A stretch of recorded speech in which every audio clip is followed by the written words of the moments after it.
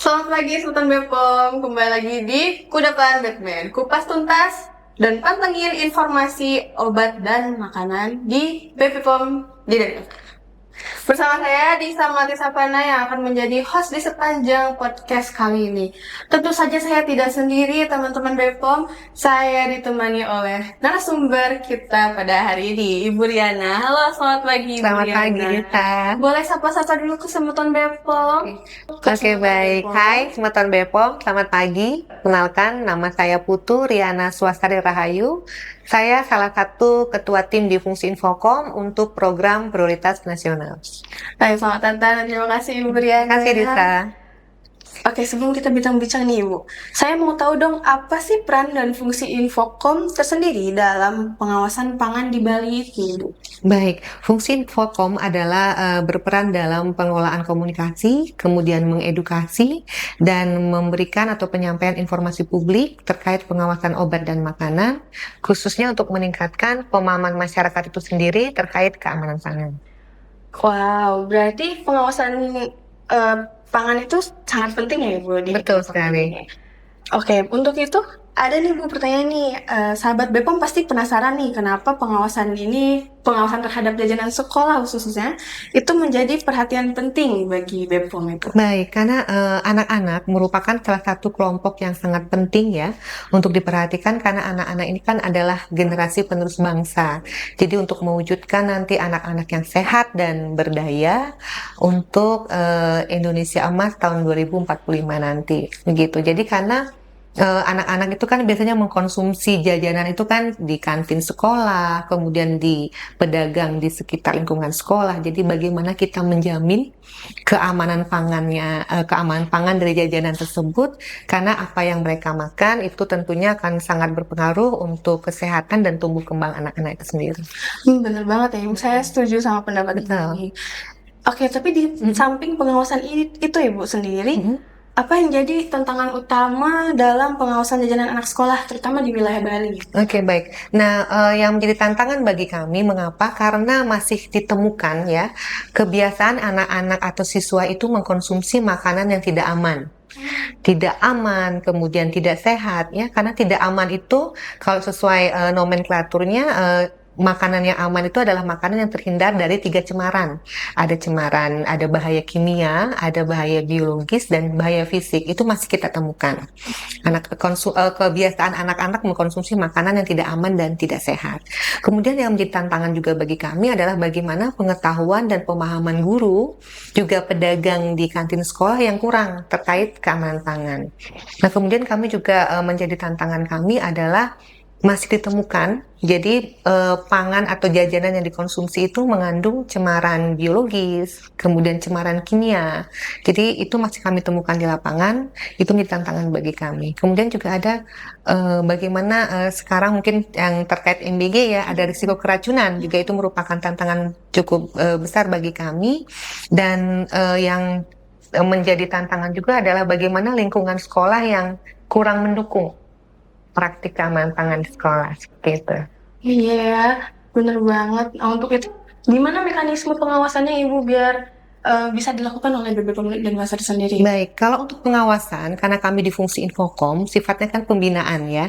Nah, salah satu program dari Badan POM terkait untuk pengawasan keamanan pangan jajanan anak sekolah ini adalah namanya programnya Sekolah yang Melaksanakan Pembudayaan Keamanan Pangan.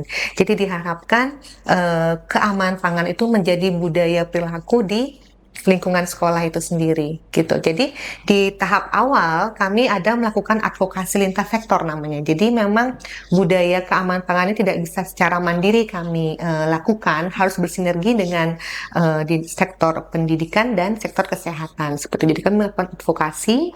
Di advokasi itu adalah fungsinya untuk pemenuhan komitmen bersama ya untuk mewujudkan keamanan pangan itu sendiri. Seperti itu. Jadi kami menyusun rencana aksi program program apa sih yang dimiliki oleh lintas sektor terkait untuk keamanan pangannya, seperti itu.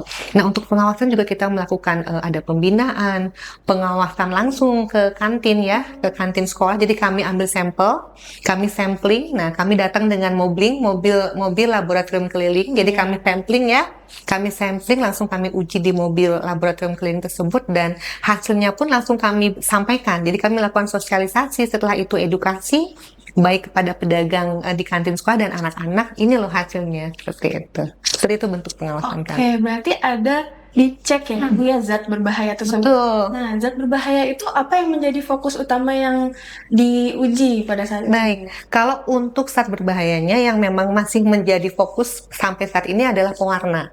Jadi masih ditemukan adanya pewarna rodamin B ya, yang warna merah, itu kemudian ada metanyl yellow, ada juga masih ditemukan penyalahgunaan formalin, ada boraks, dan juga ada yang menjadi stressing kami adalah penggunaan bahan tambahan yang berlebihan.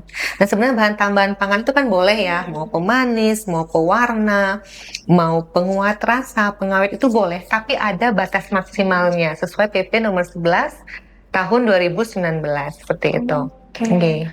Nah, BPOM dan Pasar ini ternyata sudah 2 kali berturut-turut meraih prestasi dalam lomba PJAS. Betul. Nah, apa aja sih yang menjadi aspek yang dinilai dalam lomba tersebut, Ibu? Baik, oke. Bisa saya koreksi sedikit ya. 3 kali bahkan. Wow, Iya. Jadi dari tahun 2023, jadi SD 2 Nongan meraih juara 2. Kemudian di tahun 2024 SMP Negeri 3 Bangli meraih juara 3. Dan gongnya nih 2025 SD Negeri 3 Legian meraih juara 1. Kemudian SMP 3 Kintamani Bangli meraih juara 2 di 2025 seperti itu. Berarti Betul. Itu baru ya Ibu ya. Baik, betul.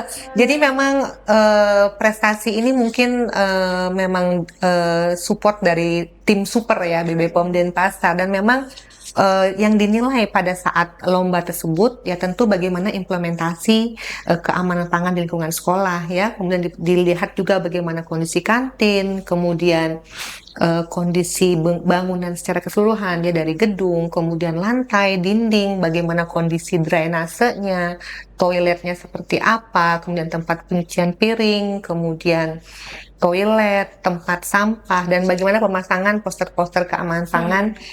Betul. Dan yang menjadi poin yang utama adalah inovasinya itu sendiri. Jadi bagaimana sekolah memiliki inovasi terkait keamanan pangan. Jadi mungkin bisa saya informasikan karena inovasi mereka tuh bagus-bagus banget ya.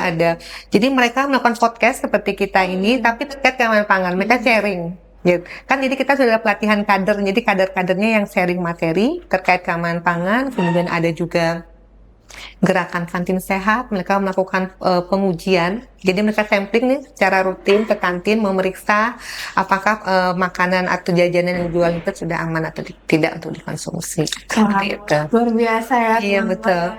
Nah, untuk itu apa yang menjadi kunci keberhasilan di dalam membina sekolah agar mampu meraih prestasi tersebut secara konsisten, secara bertahap? Oke, baik. Memang untuk keberhasilan tersebut kita membutuhkan komitmen ya. Kita harus menggalang komitmennya, senantiasa menggalang komitmen dari pihak sekolah, kemudian meningkatkan kesadaran sekolah untuk terus menerapkan praktik-praktik keamanan dan menjamin keamanan pangan yang untuk anak-anak yang dikonsumsi oleh anak-anak di lingkungan sekolah seperti itu. Nah, berarti seperti tadi kami sampaikan di awal, jadi tahapan awal itu kan adalah advokasi ya, advokasi dengan lintas sektor. Nah, setelah itu kami melakukan BIMTEK ke kader-kader di sekolah ya, kami sharing materi terkait 5 kunci keamanan pangan, bagaimana sekolah yang melaksanakan pembudayaan keamanan pangan dan peran kader. Nah, setelah kami membimtek para kader, nah nanti mereka akan men-sharing sosialisasi lagi nih di lingkungan sekolahnya terhadap guru, terhadap siswa, bahkan orang tua. Juga mereka melakukan sosialisasi. Nah, jadi setelah tahapan itu kami akan melakukan monef. Kami periksa nih dari tim petugas BPOM akan turun ke sekolah yang sudah di BIMTEK tadi, bagaimana sih implementasi keamanan pangannya gitu. Buktinya jadi sebagai bukti bahwa mereka sudah mengimplementasi, ada SK tim keamanan pangan di sekolah gitu. Ada SK tim, kemudian ada juga pernyataan pemenuhan komitmen. Kemudian ada tadi, kita kan melakukan pre dan post ya, untuk mengetahui apakah ada peningkatan pengetahuan dari yang telah disosialisasi tadi. Gitu. Kemudian monef, kemudian ada sertifikasi, dan terakhir, kami ada pengawalan. Jadi kami melakukan pengawalan terhadap sekolah-sekolah yang telah kami intervensi di tahun-tahun sebelumnya. Kami ingin melihat bagaimana keberlanjutan program terhadap rencana aksi yang mereka telah susun. Nah, itu adalah bentuk bagaimana kita terus mengawal konsistensi dari pelaksanaan praktik-praktik aman. Gitu. Ya berarti ada ya dampak bagi Betul. Tapi ada nggak sih Ibu dampak nyata bagi anak-anak sekolah atau masyarakat di sekitar itu terkait program pembudayaan PJAS ini, Ibu? Baik, jadi kalau dampak nyatanya ya, adanya terwujudnya seperti budaya keamanan pangan itu sendiri. Budaya keamanan pangan itu tidak hanya untuk guru atau siswa saja, tapi juga untuk orang tua dan jelas untuk pedagang kantin sekolahnya. Seperti itu. Itu terwujudnya budaya keamanan pangan itu sendiri. Dan kemudian tentunya adanya peningkatan kesehatan ya, kesehatan, keamanan dan kenyamanan pada saat proses belajar mengajar, karena mereka siswa sudah tahu nih bagaimana memilih pangan yang aman. Seperti itu. Dan tentu dengan mereka bisa memilih pangan yang aman dan akan tumbuh generasi penerus bangsa yang lebih sadar pangan. Jadi mereka lebih aware, lebih notice ini loh, mana pangan yang boleh, mana yang aman, dan mana yang tidak. Dan tentu ini akan meningkatkan kualitas SDM itu sendiri. Iya, benar banget ya. Berarti ada dong harapan BPOM di Denpasar ini terkait program PJAS ini. Baik, kalau untuk harapan, jadi kami sangat berharap sekolah itu akan mengimplementasikan ya budaya keamanan pangan itu sendiri. Kemudian harapan kami, sekolah juga akan mengintegrasikan program keamanan pangan ini dengan program-program yang ada di sekolah. Dan juga harapan kami, sekolah akan memasukkan materi keamanan pangan ini ke bahan ajar mereka. Dan tentunya sebaiknya memang pengetahuan yang kita miliki tidak hanya sampai di kita, tapi kita juga sebarkan. Kami harapkan sekolah melakukan pengimbasan ya. Jadi sekolah itu melakukan sosialisasi nih ke sekolah-sekolah yang lain. Jadi untuk menyebarkan terkait praktik-praktik keamanan pangan ini. Gitu. Dan juga kami juga berharap program ini tidak berhenti sampai di sini. Kami harap mereka menyusun dan melaksanakan rencana aksi terkait keamanan pangan untuk keberlanjutan program ini. Gitu ya. Banyak banget nih edukasinya yang Betul. dan luar biasa. Ternyata yang saya nggak tahu di Balai Besar POM ini sudah meraih 2 prestasi, ternyata sudah 3 tahun berturut-turut. Betul sekali. Luar biasa. Nah, sebagai penutup, ternyata kita sudah di akhir penghujung podcast kita. Pesan apa yang ingin Ibu sampaikan kepada orang tua mungkin atau sekolah, masyarakat terkait PJAS ini? Oke, baik. Terima kasih Dita. Baik, yang ingin kami sampaikan, budaya keamanan pangan ini adalah integrasi program dari sektor pendidikan dan sektor kesehatan. Jadi untuk pelaksanaannya butuh dukungan dan komitmen dari berbagai pihak ya. Jadi pengawasan keamanan pangan ini serta pembinaan produsen, pengawasan keamanan pangan, pembinaan produsen, kemudian penjajah makanan dan konsumennya sendiri harus dilakukan secara holistik ya, untuk menjamin keamanan pangan dari proses produksi sampai siap untuk dikonsumsi.